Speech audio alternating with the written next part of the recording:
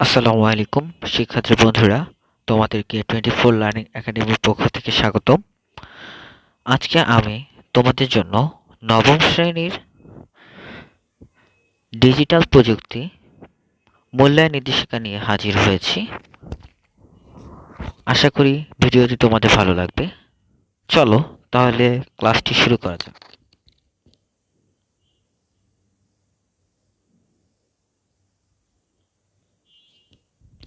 পরিশিষ্ট 2, শিক্ষণ অভিজ্ঞতা মূল্যায়নের টপ শিট। এখানে টপ শিট বলতে বোঝানো হয়েছে কোন কোন বিষয়ের উপর মূল্যায়নটি হবে, অর্থাৎ পিআই গুলো কি কি।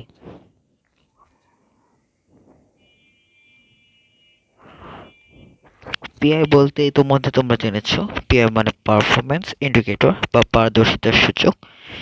এ বিষয়ে কিছু কিছু শিক্ষণ অভিজ্ঞতায় পিআই দেওয়া আছে, 60টির মতো পিআই দেওয়া আছে। তার মধ্যে নির্দিষ্ট কাজও দেওয়া আছে। আশা করি তোমরা নির্দিষ্ট কাজগুলো করলে পিআই গুলো অর্জন করতে পারবে এবং আসন্ন ডিজিটাল প্রযুক্তি মূল্যায়নে এ বিষয়ের উপর 100% কমনও পেতে পারবে।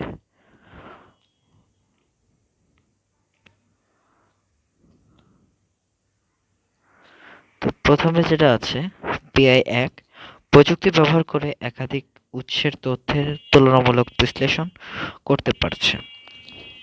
নির্দিষ্ট কাজের মধ্যে ছিল সেশন 2 এর 2 সপ্তাহ ব্যাপী নোট বই বা জার্নাল লেখা। তোমরা অবশ্যই এই কাজটি করেছো এবং এটি আবার করবে। প্র্যাকটিস করলে তোমরা এ থেকে অবশ্যই কমন পাবে। 2 নং পিআই আছে, প্রযুক্তি ব্যবহার করে একাধিক উৎস থেকে সঠিক তথ্য বাছাই করতে পারছে। সেশন 2 এর কাজটি হচ্ছে ওই একই কাজ, নোট বই ও জার্নালে লেখা। 1 সপ্তাহব্যাপী না 2 সপ্তাহব্যাপী কাজ এটা। এরপর 3 নম্বর মূল্যায়নে আছে, ডিজিটাল প্রযুক্তি ব্যবহার করে বিভিন্ন সৃজনশীল কাজের পরিকল্পনা করছে। এর জন্য সেশন 4 এর কাজ রয়েছে অনুসন্ধানী ও গবেষণামূলক নিবন্ধ অথবা আর্টিকেল অথবা ব্লগ লেখার পরিকল্পনা। এবারে 4 নম্বর মূল্যায়নে আছে, ডিজিটাল প্রযুক্তি ব্যবহার করে বিভিন্ন সৃজনশীল কাজ বাস্তবায়ন করছে। সেশন হচ্ছে গ্রাফ তৈরি আর বুলেটিন তৈরি। গ্রাফ তৈরির কাজ হয়তোবা তোমাদের স্যার দেখিয়েছেন আইসিটি ল্যাবে নিয়ে গিয়ে, এবং সেশন 8-এর যে কাজটা আছে বুলেটিন তৈরি, এটিও হয়তোবা দেখিয়েছেন স্যার তোমাদের, শ্রেণী শিক্ষক যিনি আছে তোমাদের স্কুলের। 5 নম্বর পিআই আছে, ডিজিটাল প্রযুক্তি ব্যবহার করে বিভিন্ন সৃজনশীল কাজ উপস্থাপন করছে। নির্দিষ্ট কাজ হচ্ছে সেশন 9 এর বুলেটিন, অর্থাৎ বুলেটিন উদ্বোধন যেটা আছে ওইটা তোমরা নিজেরা বানিয়ে সেটা উদ্বোধন করা লাগবে। 6 নম্বর পিআই আছে, মেধা সত্যতা রক্ষার নৈতিক কাঠামো সম্পর্কে সচেতন সিদ্ধান্ত নিতে পারছে। নির্দিষ্ট কাজ হচ্ছে সেশন 7 এ নিজের লেখা কপিরাইট নিশ্চিত করার অনেকগুলো বিষয় আছে, সেই বিষয়গুলো পড়বা, তাহলে তোমাদের মূল্যায়নে কমন পড়বে। এবং অবশেষে 7 নাম্বার পিআই রয়েছে যেটি অভিজ্ঞতা 1, ডিজিটাল আগামীর প্রস্তুতি মেধাস্বত্ব রক্ষার আইনি কাঠামো সচেতনভাবে ব্যাখ্যা করতে পারছে।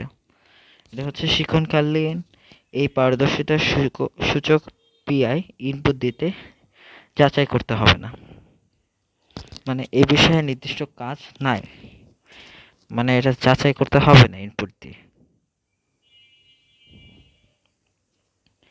এবার হচ্ছে সাইবার ঝুঁকি সম্পর্কে জানি ও তথ্য নিরাপদ নিশ্চিত করি।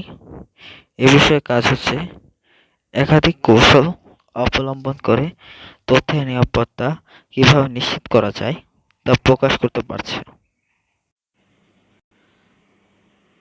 প্রথম পিআইয়ের জন্য নির্ধারিত কাজগুলো ছিল: সেশন 1, নন ডিজিটাল ও ডিজিটাল মাধ্যমে ব্যক্তিগত তথ্যের নিরাপত্তা হুমকি নিশ্চিত করা। আর হচ্ছে সাইবার অপরাধ বৈশিষ্ট্য সম্পর্কে মাইন্ড ম্যাপ পূরণ করা। এরপর পিআই 2 ছিল ইন্টারনেট ব্যবহারে ঝুঁকির ধরন অনুসারে বিভিন্ন নিরাপত্তা কৌশল চর্চা করতে পারছে কিনা সেই বিষয়ে সম্পর্কে জানা। এ বিষয়ে কোনো পিআই ইনপুট নাই।